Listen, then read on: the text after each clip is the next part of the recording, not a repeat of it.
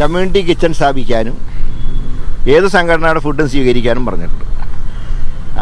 കൊടി വെച്ചിട്ടുള്ള ഭക്ഷണം കൊടുക്കൽ വേണ്ട. കമ്മ്യൂണിറ്റി കിച്ചണിൻ്റെ HDSൻ്റെ നേതൃത്വത്തിൽ, അത് ആലപ്പിയിൽ മാത്രം തുടങ്ങുന്നൊരു പരീക്ഷണമാണ്. മറ്റ് സ്ഥലങ്ങളെക്കുറിച്ച് ഇപ്പോൾ ആലോചിച്ചിട്ടില്ല. കുറേ കാലമായി കുറേ ആളുകൾക്ക് ആശ്രയമാകുന്നതാണ് ചില സംഘടനകൾ. ഏത് സംഘടനയാണെങ്കിലും, DYFI ആണെങ്കിലും, സേവാഭാരതി ആണെങ്കിലും, യൂത്ത് കോൺഗ്രസ് ആണെങ്കിലും ആർക്കും ഭക്ഷണം കൊടുക്കാം. പക്ഷേ ഈ കോമ്പൗണ്ടിൻ്റെ അകത്ത് കൊടിയും പാർട്ടി പേരും വെച്ച് കൊടുക്കുന്നത് ശരിയല്ല. എല്ലാ രാഷ്ട്രീയ പാർട്ടികളും പൊതുജന സേവനമാണ് ആഗ്രഹിക്കുന്നത്.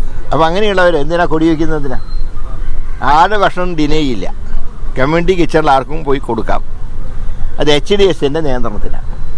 അങ്ങനത്തെ സിസ്റ്റം ആലപ്പുഴയിൽ തുടങ്ങി. മറ്റുള്ളതിനെക്കുറിച്ച് ഇപ്പോൾ ആലോചിച്ചിട്ടില്ല. എന്നാൽ ഇൻ ഫ്യൂച്ചർ ചിലപ്പോൾ, ഇപ്പോഴതിനെക്കുറിച്ച് ഞാൻ ഒന്നും പറയുന്നില്ല. ആലപ്പുഴയുടെ പ്രത്യേക സാഹചര്യത്തിൽ ആക്ഷേപങ്ങൾ വളരെയധികം വർദ്ധിച്ച സാഹചര്യത്തിൽ എടുത്ത തീരുമാനമാണ്. എന്നാൽ മറ്റു പല സ്ഥലത്ത് അത് വേണം എന്നൊരു അഭിപ്രായം പൊതുവെ വന്നിട്ടുണ്ട്. സർക്കാർ അതിൽ മുഖ്യമന്ത്രിയായിട്ട് ആലോചിച്ച് മാത്രമേ തീരുമാനമെടുക്കൂ.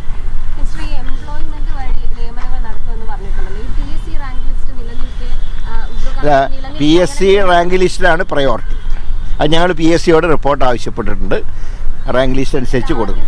അല്ല, എന്തെങ്കിലും കാരണവശാൽ PSCയുടെ റാങ്ക് ലിസ്റ്റ് ഇല്ലാത്ത ചില പോസ്റ്റുകൾ വരികയാണെങ്കിൽ ത്രൂ എംപ്ലോയ്മെന്റ് എക്സ്ചേഞ്ച്, അതായത് ഡെയിലി വേജസ്സുകാർ വേണ്ട.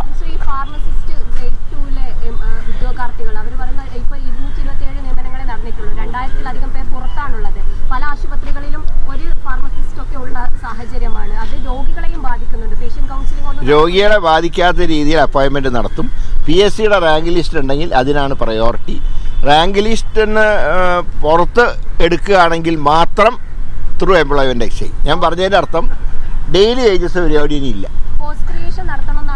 തീർച്ചയായും പോസ്റ്റ് ഗ്രാജുവേഷൻ നടത്തുന്ന സ്ഥലത്ത് നടത്തും.